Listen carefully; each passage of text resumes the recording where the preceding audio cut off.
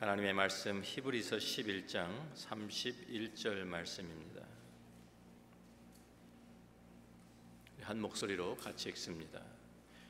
믿음으로 기생 라합은 정탐꾼을 평안히 영접하였으므로 순종하지 아니한 자와 함께 멸망하지 아니하였도다. 아멘.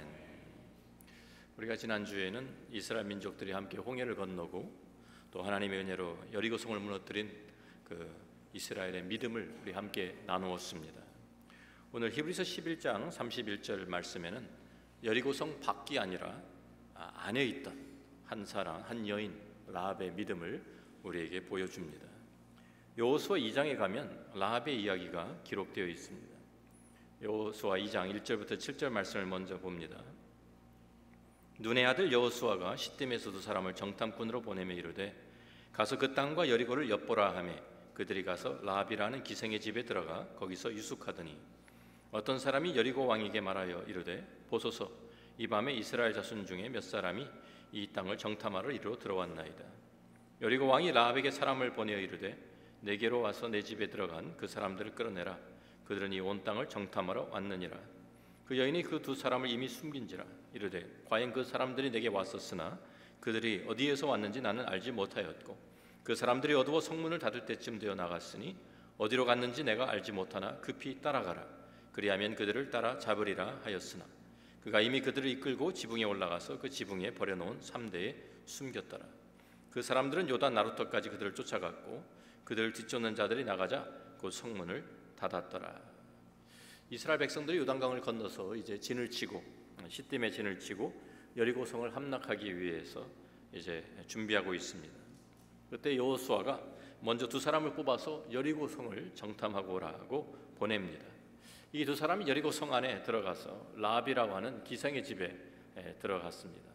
당시에 이 라합의 집은 지금으로 말하면 나그네들이 지나가면서 묵는 여관과 같은 그러한 곳이었습니다. 그런데 정탐꾼이 들어온 것을 알게 된 여리고 왕이 군사를 보내서 두 사람을 잡아오라고 합니다. 라합은 이 두 사람을 숨겨주고 군사들을 따돌려 놓습니다. 그리고 우리가 이 여호수아 2장을 계속 읽어보면 나중에 창틀을 통해서 이 정탐꾼들을 탈출시켜 줍니다. 이 정탐꾼들과 라합이 그때 언약을 맺습니다. 서로 언약을 맺으면서 붉은 줄을 창에 메어 놓으면, 창틀에 메어 놓으면 여리고성이 함락될 때 너희들은 안전할 것이다 라고 약속을 해줍니다. 이 붉은 줄을 메운 것은, 놓는 것은 유월절의 피와 같은 의미가 있는 것이죠. 우리가 유월절 때 피가 문틀에 칠해졌을 때 죽음의 사자가 그 문을 넘어가서 멸망을 당하지 않게 된 것처럼 붉은 줄은 임박한 심판을 피할 수 있는 징표였습니다. 이 언약대로 나중에 여리고성이 멸망할 때 라합과 그 가족들은 하나님의 보호하심을 받고 구원을 얻게 됩니다. 자, 그런데 우리가 이 사건을 생각해 보면 라합이 자기 민족을 배반한 것이잖아요. 그런데 왜 라합이 이런 일을 했을까? 그리고 왜 이것을 히브리서 기자는 믿음이라고 표현하고 있을까라고 우리가 생각할 수 있습니다.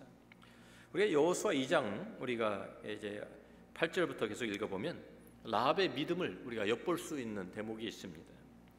2장 8절부터 11절까지 읽습니다. 또 그들이 눕기 전에 라합이 지붕에 올라가서 그들에게 이르러 말하되 여호와께서 이 땅을 너희에게 주신 줄을 내가 아노라. 우리가 너희를 심히 두려워하고 이 땅 주민들이 다 너희 앞에서 간담이 녹나니 이는 너희가 애굽에서 나올 때에 여호와께서 너희 앞에서 홍해물을 마르게 하신 일과 너희가 요단 저쪽에 있는 아모리 사람의 두 왕 시혼과 옥에게 행한 일 곧 그들을 전멸시킨 일을 우리가 들었음이니라.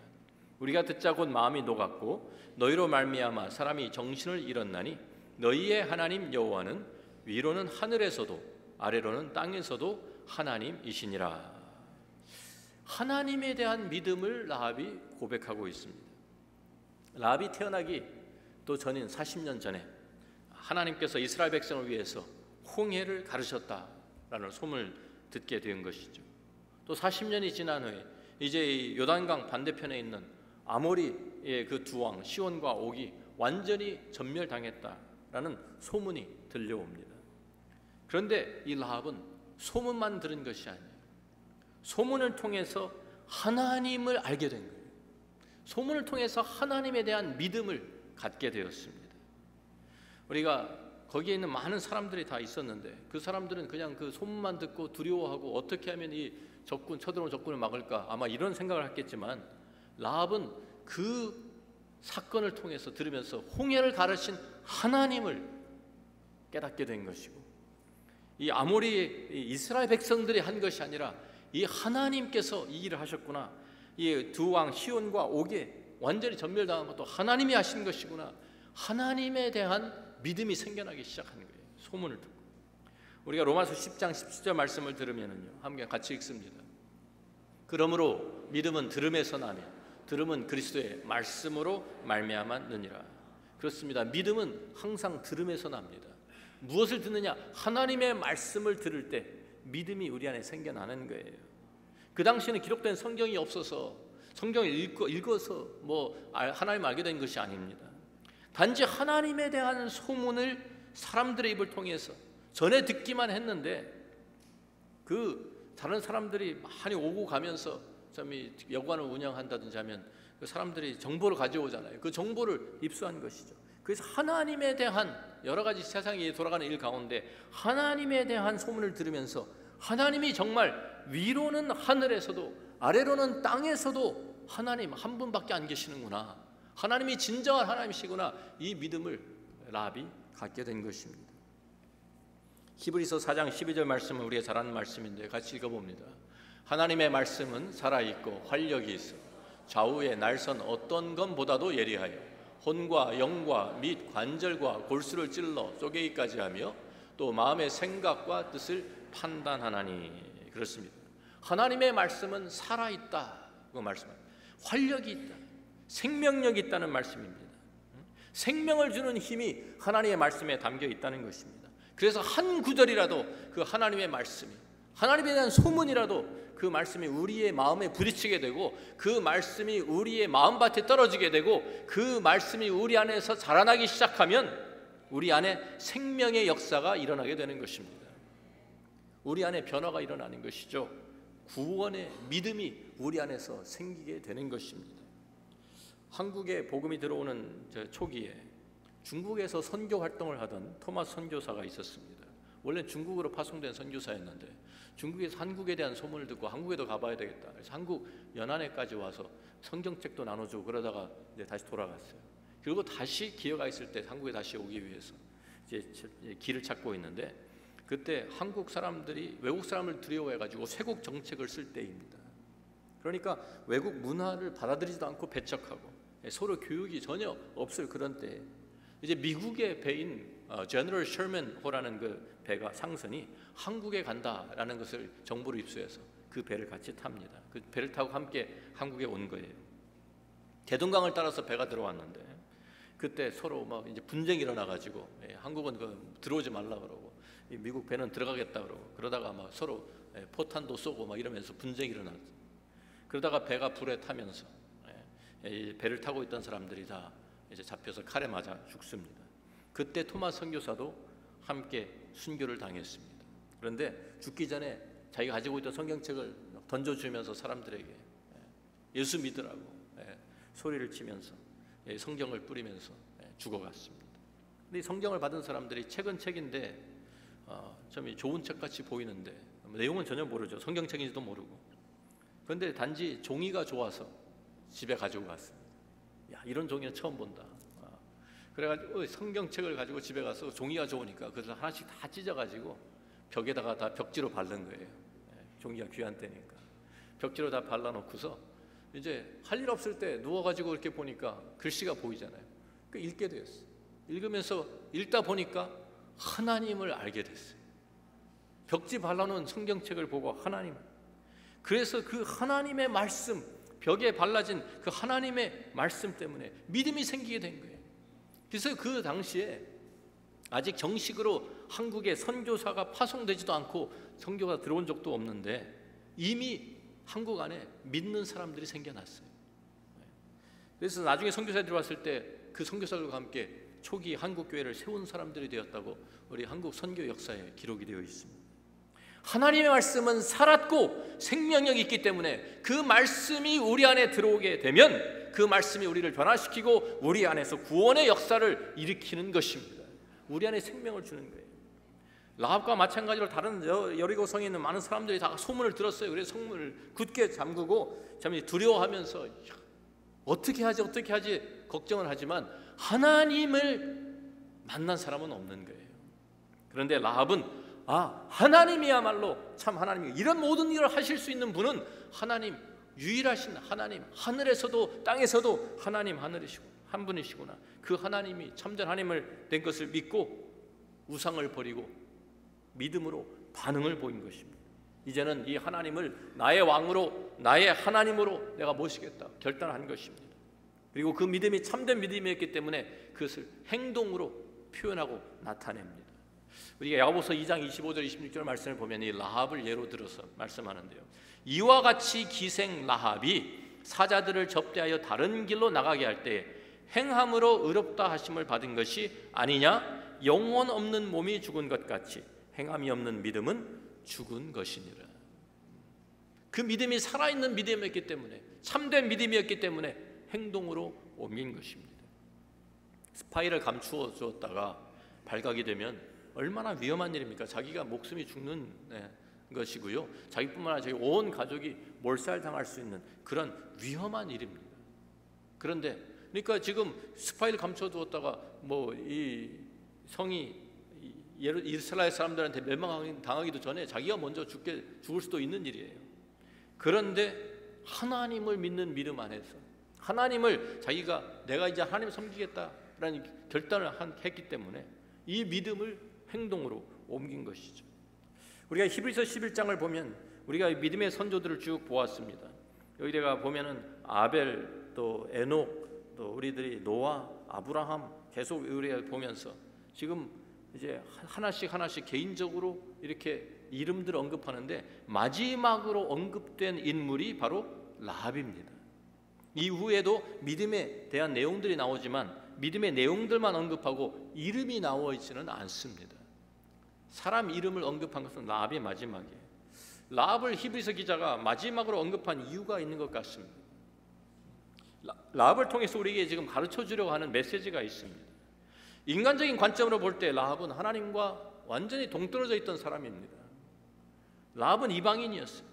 또 여자였어요. 그 당시에 사회적으로 여자는요, 아무런 권리를 주장할 수 있는 것이 없었습니다. 여자들은 소유물로 여겨져서 결혼하기 전에는 아버지의 소유물이고 결혼 후에는 남편의 소유물이었습니다. 그래서 구약 성경에 불쌍한 사람들을 언급할 때 쓰는 표현이 고아와 과부입니다. 아무런 보호도 권리도 받지를 못하는 사람이 과부예요. 왜? 여자가 결혼을 했다가 남편이 죽으면 보호해 줄 사람이 보호막이 없어지는 거예요. 상속권도 없어서 재산도 물려받지를 못했어요. 그러니까 가장 가난하고 소외된 사람들이 고아와 과부들이었어요. 그래서 하나님께서 이 소외된 사람들을 돌보라고, 고아와 과부들을 돌보라고 하신 것입니다. 그런데 이방인이었고 여자였던 라합, 히브리서에서 믿음의 선조의 그 대열 가운데 하나로 언급하고 있는 것이 이름이 올라간 것입니다. 히브리서 11장 전체를 볼 때 여자로서는 아브라함의 아내 사라의 이름이 나와 있고 그 다음에 두 번째가 라합입니다. 이 두 사람밖에 여자 이름이 나와 있질 않아요. 우리가 이 말씀은 벌써 이미 구약 성경에서 우리가 갈라디아 3장 27절부터 29절에 나오는 이 하나님의 새 언약 안에서 이루어지는 하나님의 그 약속을 우리에게 보여주고 있는 것이죠. 갈라디아 3장 27절부터 29절 말씀을 보면 누구든지 그리스도와 합하기 위하여 세례를 받은 자는 그리스도로 옷 입었느니라. 너희는 유대인이나 헬라인이나 종이나 자유인이나 남자나 여자나 다 그리스도 예수 안에서 하나이니라. 너희가 그리스도의 것이면 곧 아브라함의 자손이요 약속대로 유업을 이을 자니라 그랬어요. 누구든지 그리스도와 합해서 세례를 받은 사람은 유대인, 헬라인 상관이 없었어요. 이방인이란 말이죠. 유대인, 이방인 상관이 없고 종이나 자유인 상관이 없고 남자와 여자 상관이 없고 다 그리스도 예수 안에서 하나일 뿐만 아니라 아브라함의 자손이 되었고 하나님의 유업을 이을 자라고, 하나님의 상속자라고 우리에게 선언해 주고 있는 것이 이게 복음입니다. 이것을 이미 지금 라합이 구약 성경에서 본보기로 보여주고 있는 거예요. 사회적으로 참 세컨 클래스 같이 취급되었던 이 사람, 여자였던 이방인이었던, 그런데 한 걸음 더 나가서 기생이었어요. 성경에서 라합의 이름을 언급할 때마다 그 앞에 붙는 단어가 있는데 그것이 바로 기생입니다. 기생 라합. 오늘 히브리서 11장에도 믿음으로 기생 라합은, 또 우리가 이제 야고보서에서도 기생이라고 분명히 밝히고 있습니다. 여호수아 2장에서도 기생이었다고 이야기하고 있습니다. 근데 영어 성경 NIV에서 이 단어를 어떻게 쓰냐면 분명하게 prostitute라고 이 단어를 씁니다. 창녀였다는 말입니다. 이것은 하나님의 은혜가 얼마나 크고 넓은지를 우리에게 보여주는 표현입니다. 라합을 폄하하기 위해서 이 기생이라는 것을 계속 강조하는 것이 아니라 하나님의 은혜가 이러한 사람들까지에도 임했다라는 것을 보여주기 위해서 강조하고 있는 내용입니다. 도덕적으로 가장 밑바닥에 있었던 사람이었어요. 그렇기 때문에 하나님의 은혜가 더 필요한 사람이었습니다. 누가복음 5장 31절 32절 말씀 보니까 우리 같이 읽어봅니다. 예수께서 대답하여 이르시되 건강한 자에게는 의사가 쓸데없고 병든 자에게라야 쓸데있나니 내가 의인을 부르러 온 것이 아니요 죄인을 불러 회개시키러 왔노라. 그렇습니다. 주님이 오신 것은, 이 땅에 오신 것은 의인을 부르러 오신 것이 아니라 죄인들을 부르러 오셨고 죄인들을 위해서 이 땅에 오셔서 십자가를 지신 것입니다. 예수님께서 또 바리새인들을 책망하시면서 마태복음 21장 31절 32절 보면 내가 진실로 너에게 이르노니 세리들과 창녀들이 너희보다 먼저 하나님의 나라에 들어가리라. 요한이 의의 도로 너희에게 왔거늘 너희는 그를 믿지 아니하였으되 세리와 창녀는 믿었으며 너희는 이것을 보고도 끝내 뉘우쳐 믿지 아니하였도다. 가장 죄인이라고 취급받던 그 당시의 사람들이, 도덕적으로 가장 밑바닥에 있던 사람들이 바로 세리와 창녀들이었어요. 그런데 그런 사람들까지도 하나님의 은혜의 대상이라고, 선택의 대상이라고 성경이 증거하고 있는 것입니다. 어떠한 과거를 가지고 있다 할지라도 그들이 믿음을 가지고 하나님 앞에 나왔을 때 하나님께서는 그들을 받아주셨고 하나님의 자녀로 삼아주셨다는 걸 성경이 증거합니다. 은혜라는 것은요, 과거를 묻지 않습니다. 믿음을 가지고 하나님 앞에 나온 사람들, 하나님께서 거절하신 적이 없습니다. 라합은 하나님과 상관없는 이방 여인, 가나안 여인이었습니다. 가나안 사람들은 멸망받기로 작정된 사람들이었어요. 그리고 그 중에서도 가장 밑바닥 인생을 살던 사람이 라합입니다. 그런데 그런 사람이 믿음을 가지고 하나님 앞에 나왔을 때 그 하나님의 그 은혜 안에서 구원을 얻게 되고 선택받은 사람들 가운데 참여하게 되는 특권을 누리게 된 것입니다. 그뿐입니까? 우리가 신약 성경에 와서 마태복음 1장을 보면 그 마태복음 1장에 라합의 이름이 나오고 있습니다. 예수님의 족보에 라합의 이름이 올랐습니다. 마태복음 1장 1절부터 6절 말씀을 읽어봅니다. 아브라함과 다윗의 자손 예수 그리스도의 계보라. 아브라함이 이삭을 낳고 이삭은 야곱을 낳고 야곱은 유다와 그의 형제들을 낳고 유다는 다말에게서 베레스와 세라를 낳고 베레스는 헤스론을 낳고 헤스론은 람을 낳고 람은 아비나답을 낳고 아비나답은 나손을 낳고 나손은 살몬을 낳고 살몬은 라합에게서 보아스를 낳고 보아스는 루색에서 오벳을 낳고 오벳은 이새를 낳고 이새는 다윗 왕을 낳으니라. 단지 하나님의 백성 가운데 포함된 것뿐만 아니라 예수 그리스도의 족보에 이름이 올라간 여인이 된 것입니다. 여기에 살몬, 라합에게서 보아스를 낳았다라고 하는데 그 아버지 나손, 살몬의 아버지 나손은 민수기 7장에 보면 유다 지파의 족장이었어요. 유다 지파의 족장. 유다 지파를 대표해서 하나님 앞에 제사를, 유다 지파 전체를 대표해서 하나님 앞에 제사를 드렸던 그러한 사람이었습니다. 그런 지도자의 아들인 살몬에게 라합이 시집을 간 거예요. 그래서 보아스를 낳고 보아스는 루색에서 오벳을 낳고 오벳은 이새를 낳고 이새는 다윗 왕을 낳은, 그리고 그 다윗 왕의 가보를 통해서, 그 계보를 통해서 예수 그리스도가 이 땅에 오시는 그 족보가 완성이 되는 것이죠. 이 말씀은 누구든지 그리스도 안에 있으면 새로운 피조물이 된다는 것을 우리에게 가르쳐 주는 것입니다. 인간적인 관점으로 보면 라합은 은혜로부터 가장 동떨어져 있던 사람이었습니다. 이방인이었고 여자였고 창녀였고, 그런 사람이 하나님 앞에 믿음으로 나왔을 때 하나님의 백성이 된 것뿐만 아니라 예수 그리스도의 그 계보에 이름이 올라가는 엄청난 은혜와 특권을 누리게 된 것입니다. 자, 그런데 중요한 것은 우리가 다 이 라합과 같은 존재라는 사실입니다. 그래서 히브리서 11장 맨 마지막에 이름을 올리면서 라합을 이름을 올린 거예요. 우리도 이 대열에 올라갈 수 있다. 그런 메시지가 있습니다. 어떤 분들은 나는 그래도 라합은 아닌데 뭐 이렇게 부정하는 분들 계실지 모르겠어요.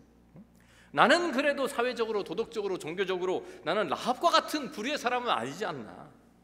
그런데 성경이 우리에게 증거해 주는 바가 우리가 다 라합과 같은 존재들이다 라는 것입니다. 에베소서 2장 1절부터 3절 말씀을 우리가 봅니다. 그는 허물과 죄로 죽었던 너희를 살리셨도다. 그때 너희는 그 가운데서 행하여 이 세상 풍조를 따르고 공중의 권세 잡은 자를 따랐으니 곧 지금 불순종의 아들들 가운데서 역사하는 영이라. 전에는 우리도 다 그 가운데서 우리 육체의 욕심을 따라 지내며 육체와 마음에 원하는 것을 하여 다른 이들과 같이 본질상 진노의 자녀이었더니. 우리가 다 뭐였어요? 본질상 진노의 자녀이었더니. 전부 다 진노를 받기에 합당한 사람들이었어요. 진노의 자식들이었어요. 우리는 본질상 멸망받기로 되어 있던 사람들이에요. 성경이 또 우리에게 말씀합니다. 의인은 없나니 하나도 없다. 하나도 없다. 그래서 우리는 다 가나안 백성들과 같이 멸망받기로 작정된 그런 사람들이었는데 그 진노의 대상이었던 우리들을 하나님께서 십자가의 사랑으로 우리를 택하시고 용서해 주셔서 하나님의 자녀로 삼아 주신 것입니다. 그것이 은혜입니다. 그래서 에베소서 2장 우리가 계속 4절부터 계속 읽어보면 그 은혜를 말씀하고 있어요. 긍휼이 풍성하신 하나님이 우리를 사랑하신 그 큰 사랑을 인하여 허물로 죽은 우리를 그리스도와 함께 살리셨고 너희는 은혜로 구원을 받은 것이라. 또 함께 일으키사 그리스도 예수 안에서 함께 하늘에 앉히시니 이는 그리스도 예수 안에서 우리에게 자비하심으로써 그 은혜의 지극히 풍성함을 오는 여러 세대에 나타내려 하심이라. 너희는 그 은혜에 의하여 믿음으로 말미암아 구원을 받았으니 이것은 너에게 난 것이 아니요 하나님의 선물이라. 행위에서 난 것이 아니니 이는 누구든지 자랑하지 못하게 함이라. 8절 9절 같이 다시 읽어봅니다. 같이 읽습니다. 너희는 그 은혜에 의하여 믿음으로 말미암아 구원을 받았으니 이것은 너희에게서 난 것이 아니요 하나님의 선물이라. 행위에서 난 것이 아니니 이는 누구든지 자랑하지 못하게 함이라. 그렇습니다. 은혜로 믿음으로 우리가 하나님 앞에 나아가는 것입니다. 믿음을 가지고 하나님 앞에 나아갔을 때 심판을 받아서 마땅한 우리들이었지만 하나님께서 우리를 예수 그리스도의 보혈로 정결하게 씻어주시고 우리를 하나님의 자녀로 삼아 주시는 것입니다. 무엇으로? 행위고 아니에요. 행위가 아니에요. 자격으로 자격이 아니에요. 오직 믿음으로 하나님의 은혜로. 그래서 요한복음 1장 12절 말씀도 같이 읽습니다. 영접하는 자 곧 그 이름을 믿는 자들에게는 하나님의 자녀가 되는 권세를 주셨습니다. 누구든지 간에 믿음으로 하나님 앞에 나오면 우리 믿는 자들, 영접하는 자 곧 그 이름을 믿는 자, 예수 그리스도의 이름을 믿고 십자가의 그 은혜를 우리가 믿는 그 사람들, 하나님의 자녀가 되는 권세를 주셨습니다. 라합이 인간적으로는 은혜를 받을 수 없는 사람인데도 불구하고 믿음으로 하나님 앞에 나가서 은혜를 누리게 된 것입니다. 바로 그것이 우리들의 모습입니다. 우리도 라합과 같은 존재들이 있는데 하나님이 우리에게 은혜를 베풀어 주신 거예요. 하나님의 자녀가 된 거예요. 자, 그런데 그 은혜, 하나님의 은혜도 참 우리가 너무나도 감사한데 오늘 이 말씀을 보면 이 라합을 받아준 이스라엘의 믿음도 참 아름답다라고 저는 느낍니다. 아무리 라합이 믿음을 가지고 이스라엘 백성들 가운데 들어왔다 하더라도 그 이스라엘 백성들이 이 라합을 왕따 시켰다고 하면 그 과거를 들먹이면서 그 과거를 문제 삼으면서 저 사람들 이방인이에요. 거기다 창녀였어. 이러면서 참 무시하고 멸시하고 상종하지 않고 왕따를 시켰다고 하면 오래 견딜 수 있었겠어요? 그 안에서? 아마 도망치고 말았을 것입니다. 그런데 이스라엘 공동체가 그를 받아주었어요. 그리고 유력한 가문에 유다 지파의 족장, 대표적인 가문, 며느리가 되었어요. 그래서 결국 예수님의 족보에까지 올라가게 된 것입니다. 과거에는 이방인이었고 창녀였던 여인, 이스라엘 백성들이 자기들 중에 하나로 품어준 것입니다. 얼마나 아름다운 모습입니까? 누구든지 그리스도 안에 있으면 새로운 피조물이라. 이 말씀, 새로운, 완전히 그 여인을 새로운 삶으로 인도해 준 거예요. 그가 살인자였든지 사기꾼이 됐든지 이제 그리스도 안에서 믿음으로 새롭게 거듭났다고 하면 우리는 그를 받아주고 우리의 가족으로, 한 가족으로 받아주고 인정해 줄 알아야 합니다. 우리의 형제 자매가 된 것입니다. 우리가 이제는 믿음으로 한 가족이 된 것입니다. 그것을 서로 인정해 주는 것이 바로 믿음의 공동체인 것입니다. 하나님의 은혜를 내가 경험했기 때문에 먼저, 왜 그것은 언제 그것이 일어나냐면요, 나도 라합이었다라는 것을 인정하지 않으면 그게 절대로 안 돼요. 나도 라합이었다라는 것을 인정하니까 다른 사람을 내가 받아줄 수 있는 거예요. 하나님의 은혜를 경험한 사람이 다른 사람의 은혜를 베풀 수 있는 것입니다. 하나님의 사랑을 경험한 사람이, 하나님의 사랑을 받은 사람이 그 사랑을 또 다른 사람에게 전달하는 것입니다. 사도 바울이 에베소 교회 공동체를 위해서 기도하는 내용이 에베소 3장에 나와 있습니다. 3장 14절부터 19절까지를 제가 읽습니다. 이러므로 내가 하늘과 땅에 있는 각 족속에게 이름을 주신 아버지 앞에 무릎을 꿇고 비노니 그의 영광의 풍성함을 따라 그의 성령으로 말미암아 너희 속사람을 능력으로 강건하게 하시오며 믿음으로 말미암아 그리스도께서 너희 마음에 계시게 하시옵고 너희가 사랑 가운데서 뿌리가 박히고 터가 굳어져서 능히 모든 성도와 함께 지식에 넘치는 그리스도의 사랑을 알고 그 너비와 길이와 높이와 깊이가 어떠함을 깨달아 하나님의 모든 충만하신 것으로 너희에게 충만하게 하시기를 구하노라. 지금 사도 바울이 에베소 교회를 위해서 기도하는 것이 무엇입니까? 너희가 한 공동체인데 너희가 그리스도의 사랑을 함께 알아가는 공동체가 되라고 기도하고 있습니다. 그 하나님의 사랑이 얼마나 넓고 길고 깊고 높은지 함께 깨달아 보라고, 그리고 그 하나님의 충만하심으로 충만해지라고 에베소 교회를 위해서 또 우리를 위해서 기도하고 있습니다. 우리 교회가 이러한 교회가 되면 좋겠습니다. 하나님의 은혜를 우리가 누리고 있기 때문에, 우리가 하나님의 은혜 가운데 있기 때문에 다른 사람들과 함께 그 은혜를 나누는 교회가 되면 좋겠습니다. 하나님의 은혜가 우리 가운데 머무르는 교회가 되기를 소원합니다. 우리가 하나님의 사랑을 받아서 누리고 있기 때문에 이제는 그 사랑을 다른 사람과 함께 나누는 교회가 되면 좋겠습니다. 하나님의 사랑이 흘러 넘치는 곳이 바로 교회가 되지 않겠습니까? 은혜로, 사랑으로, 믿음으로 하나가 되는 교회, 그런 교회가 하나님이 기뻐하시는 교회가 아니겠습니까? 우리가 사람들의 잣대를 가지고, 사람들의 판단하는 그 기준을 가지고 우리가 다른 사람들을 판단하면서 우리가 서로 차별하고 있지는 않습니까? 우리가 돈이 얼마나 많은지, 저 사람이 얼마나 학식이 풍부한지, 어떤 지위가 있는지, 이것 가지고 사람들 보면서 판단하고 구별하면, 야고보서에서는요 그것이 바로 죄악이라고 우리에게 가르칩니다. 교회가 우리 사람들의 잣대로 사람들을 판단하는 것이 아니에요. 우리 교회는 내가 하나님의 사랑을, 나도 라합과 같은 사람이었는데 하나님의 은혜를 경험했고 사랑을 경험했기 때문에 그 사랑으로 다른 사람들을 받아주고 그 은혜를 함께 나누는 것이 교회인 것입니다. 교회는 하나님의 은혜를 함께 경험하는 것입니다. 교회는 하나님의 사랑을 함께 나누는 것입니다. 믿음 가운데서 우리가 서로를 용납하고 서로를 받아주고 서로 세워주고 하나가 되는 곳이 바로 교회입니다. 우리 템피교회가 이러한 교회가 되기를, 이러한 공동체가 되기를 주의 이름으로 축원합니다. 기도하겠습니다.